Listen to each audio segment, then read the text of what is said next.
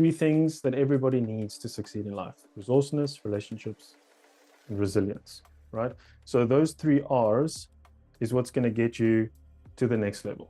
Okay, I'm not saying that it's going to be perfect, but it's the base of everything that you need to succeed in life. If you look at anyone who's successful, if you look at all of the youngsters who are growing up right now that are achieving some success, you'll see, and if you ask them, what are the three most important things that you would attribute your success to, they would say one of these three things: having the right relationships or network. You can go follow James Gallagher. He talks specifically about that, and I love the way that he describes it. You need resilience, and that is purely just not giving up and looking the beast in the eyes every single day and going for what it is that you want. And you need to be resourceful. That's something that you can learn, and the only way you learn that is by making mistakes and going through the process, understanding the full process, and then going back and refining it as you go along. Something that you get better with every single day. So we're going to start with relationships. Okay, the first thing I want you to think about is not how can I get close to these millionaires and all these business people and things like that. You need to first look at the relationships you have and identify where they can help you and where you can help them. So when I started in financial services, they had us do a network assessment, and it's something that I tell everybody to do. Any business owner right now, if they need to make money really fast, they'll look at their current book of clients. That's why having a CRM is important, for example, so you can track every single conversation you're having. But with relationships, you want to have a look at the people around you. So that's you. You want to have a look at your family, and you want to have a look at your friends, right? And then you want to have a look at your friends' family, their parents, their cousins, all those kinds of things.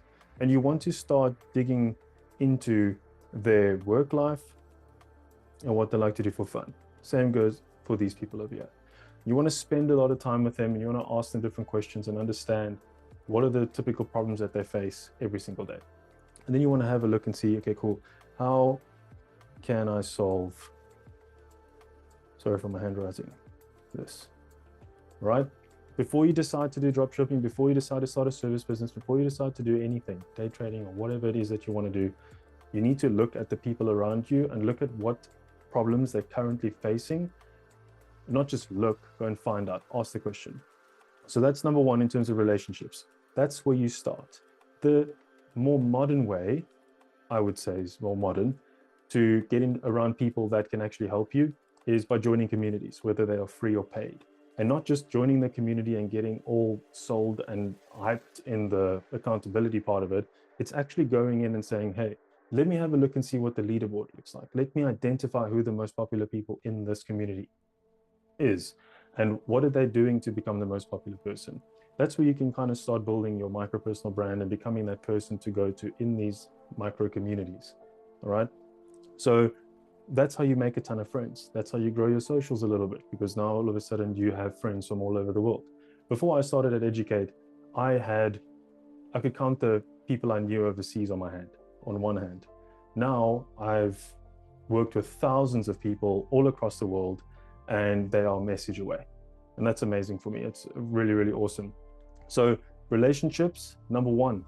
Here's how I use relationships to get to where I am today. When I got my first job, it was through a friend. When I got my, as that was working as a waiter in an events company. When I got my second job, I was working at Burberry. That arguably I got myself, but that's fine. And then from there, I would actually get like hit over the hands for talking to the customers, because all I wanted to do was get information. And I've always wanted to have a certain kind of life, the same way some of you might watching this will look at where it is that you're at. It's you always want to, you're thinking about success. You always want to achieve this. You want to do this, you want to do that. And the next question you ask is, how do I get there? But instead you should ask why, right? But back to the relationship side of things. With those relationships, I got my first job in an events company, and then I went to work at Burberry. I got my other job as a waiter and front of house for a restaurant through a friend, and I got there every single day by paying in petrol money and then getting to work. Now, I could have gone to the local Spur, which is just a general restaurant here, but I decided that I didn't want to be around people They would normally hang around at the spur. The conversations would be very general. I wanted to be at the waterfront, exposed to people I considered at the time with a little bit more class, had some more money. I needed access. So in exchange for the access, I chose to not make a lot of money because I'd have to give a lot of it to my mates, but I would be in front of the people. And so what I learned there was I met a guy named Justin who taught me everything about relationships. And so everywhere I went, I would talk to people. From there, I went to work at a place called Panting on the Go, which was a friend of mine's dad's company, relationship. From there, back to my dad, who taught me a massively hard lesson we'll talk about in another video. And then from there, I picked up the phone and I phoned a guy on a Sunday afternoon, and this is what I said. I'm not gonna say his name. Let's call him Johnny. Johnny, Storm here, how's it going? No, great, it's Sunday. Do you realize that? Yes, Johnny, that's exactly why I called you, because nobody else is gonna call you on a Sunday. I know you're spending time with your family about this job that's available. I'm available tomorrow at 9 a.m. Are you keen to meet up with me? Sure, sounds good. Where are we going to meet? Waterfront, sweet. I know my way around it, we'll be there. So this specific company was a social media agency and I was going to work in sales. And so through this sales job, I met the first client who then recruited me to work with him in his business. And then from there, we managed to do what we needed to do. And I actually met him on my birthday. We went out to do karaoke and I saw him again after years of not seeing him. But it was just good to catch up. From there, I went to Ireland for 3 months, relationships, come back down to South Africa, couldn't find a job, ended up working at a bar through my dad's mate, relationships. And through working at the bar, I met some other people. And then I went for my interview at Liberty, where I was accepted to work as a financial advisor, but managed to pay my rent that was due in a couple of days, brand new relationship. And from there, I made a ton of friends. I managed to go from being a financial advisor, or I would say failed financial advisor, to working as an operations assistant in a senior advisor's business. And we managed to do close on $1 million that year because of relationships at the front door. When people come in to look for check-ins, you have my number. Referrals from different advisors, you have my number. We went to the top of that leaderboard very fast because of relationships. Then when we decided to split with that job and COVID came and I started the agency, my first client was Monique's mom's friend. Relationships. She gave me 2 referrals. Relationships. I can go on and go on. And eventually when I niched down and I got a co-working space as a client, you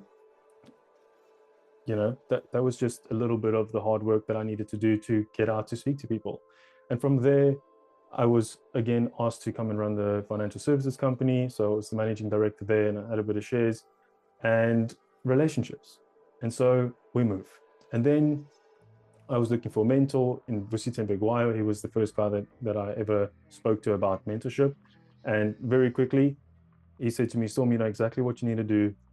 You want to work overseas, do this, the other thing. Find something where you could do a remote job, do currency exchange where you could, or currency arbitrage, where you could earn in dollars, but live in rands. Sweet, sounds good. Iman posted the story about looking for a success concierge, jumped on that, right? And then through that, I've met a lot of you watching this. I've met a lot of the business partners that I'll be working with. I've met a shit ton of people through those relationships that I've built. And so it carries on. And that's how I got up to where I am today, just with relationships. Right? If you look at my dad, he teaches people how to ride motorbike.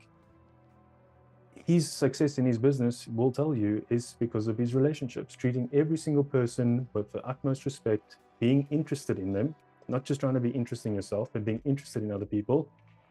So if you took anything away from this, look in your own circle right now, understand what it is they do, how you can help them, find a problem, then look outward. I promise you somewhere in that circle, somebody has a business that you can help solve a problem. I promise you. So if you do eventually use this, comment down below. Let me know if that works for you. I've helped a ton of people be able to do that already, specifically on coaching calls. They'd say, I don't have any money to start my business. And the first question I ask is, do you know anyone in your family that has business? Yes, my dad is a construction company. First client signed in that week. Easy. Okay. Then after relationships, we have resourcefulness. Resourcefulness. I don't even know how to spell resourcefulness, but anyway, not the point. Being resourceful is being able to solve a problem, basically.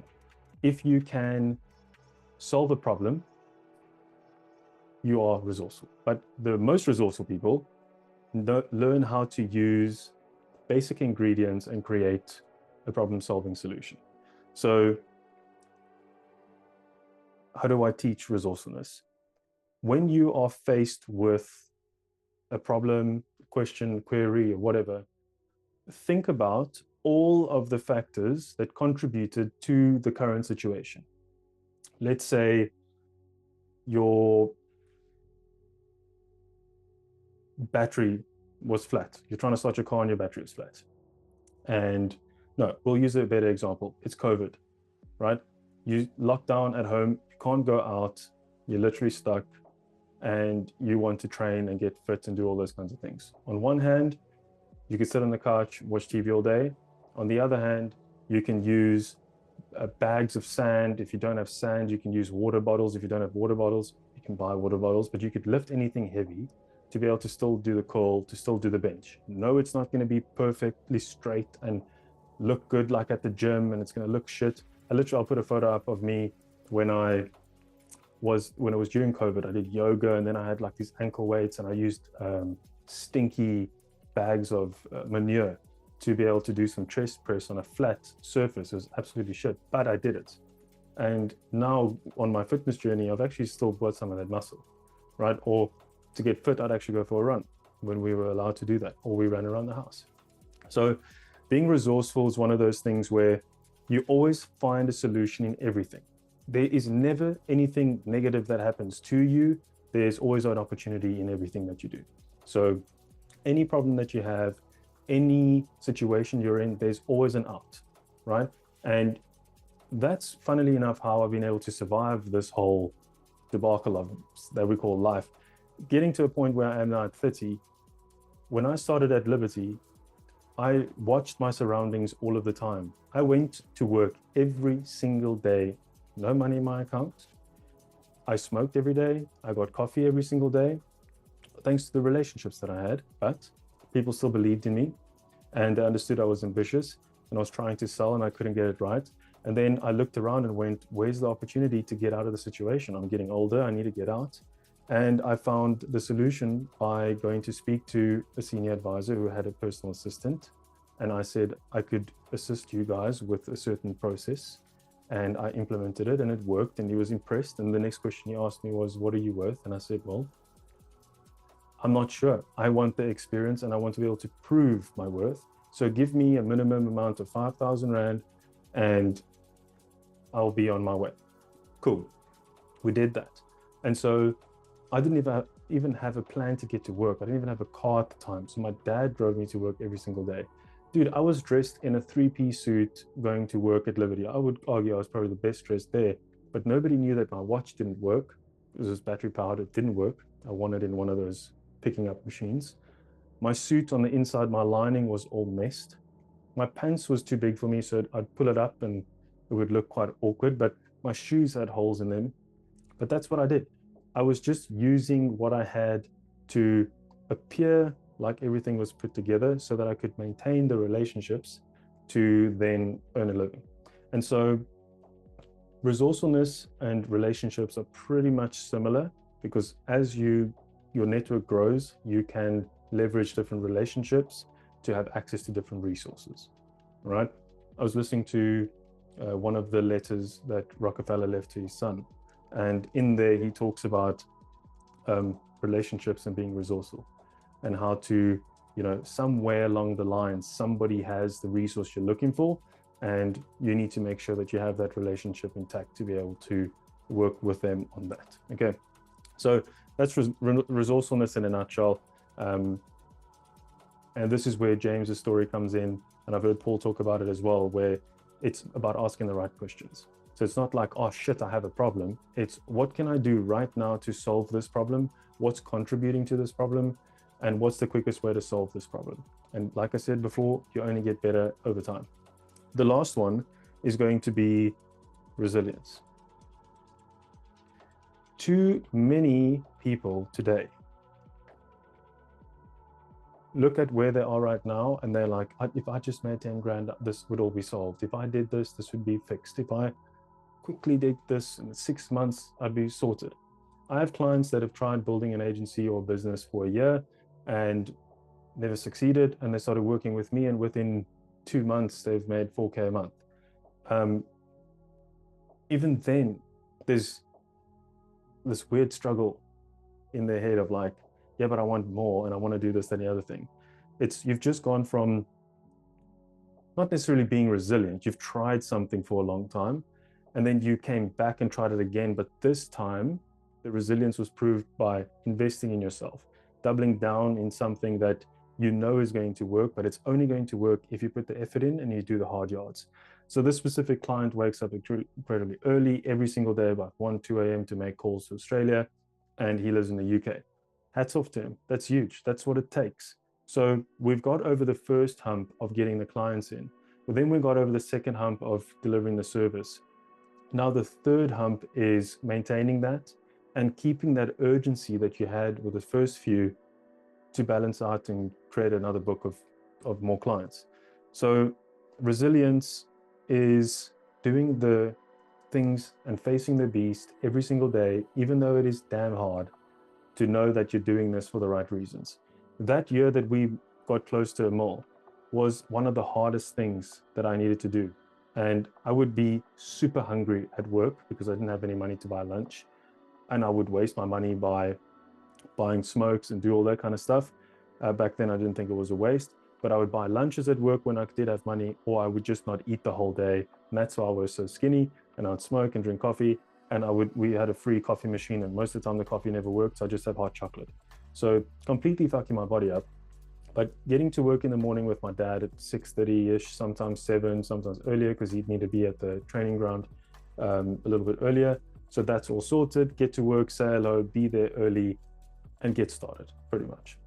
Then, and without me knowing, these were all the actions that actually you need to take to become successful, right? And this was all happening in 12 months.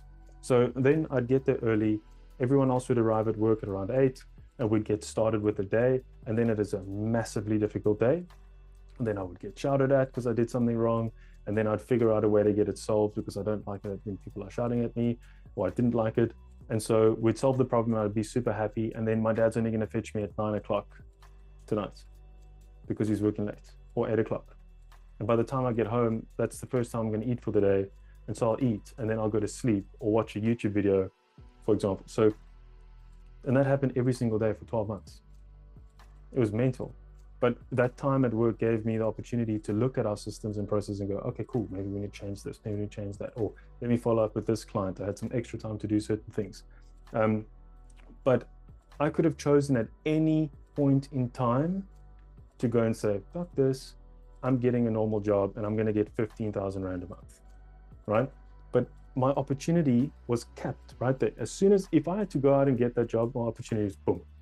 You're stuck working a 9 to 5, which is nothing wrong with, but for me specifically, that's not what I wanted to do. I'll give you the backstory on this.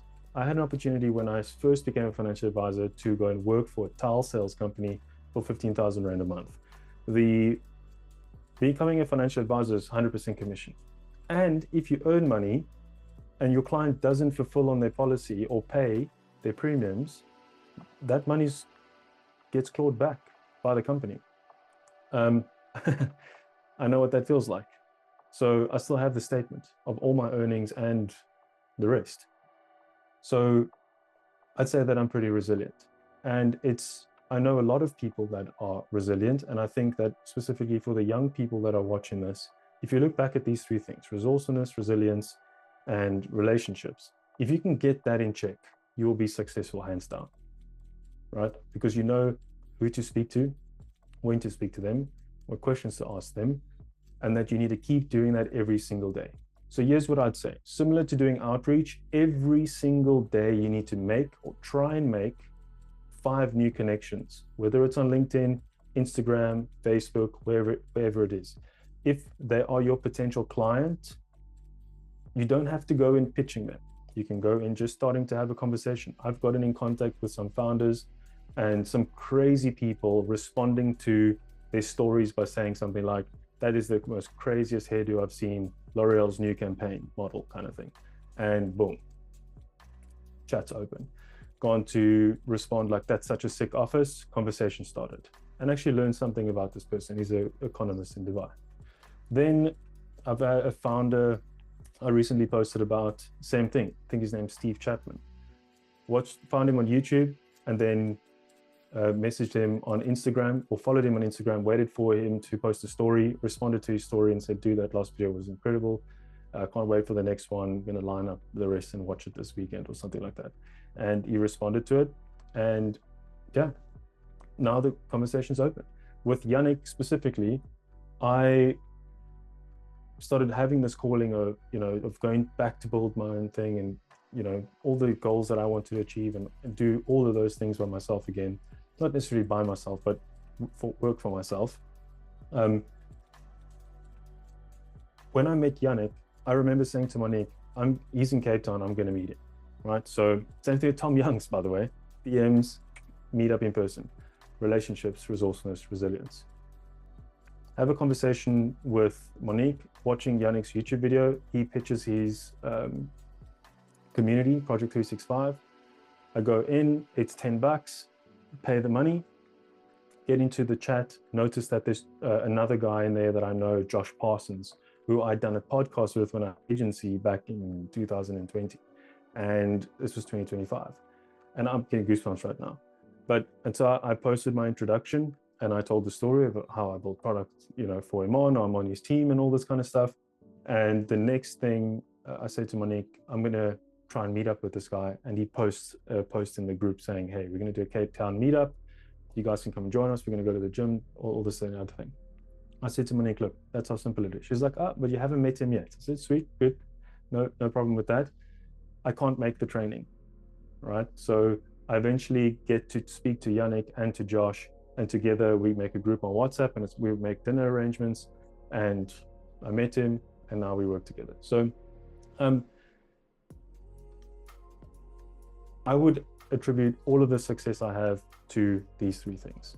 When I joined Educate, or back then it was a Grow Your Agency, I knew, even though I had some experience in building a business, or more than one, and working in one, and making a little bit of money and experiencing all of those things, I knew I had to shush and just watch and listen and apply what I was being taught and go in as a student to learn, and then slowly apply my knowledge and experience, and slowly you climb the ranks, okay?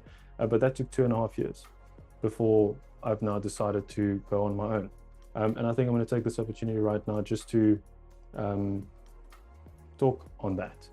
The guys at the company were as surprised almost as me when I made the decision to leave. There's no bad blood with anybody at the company. If anything, if you're watching this and you're young,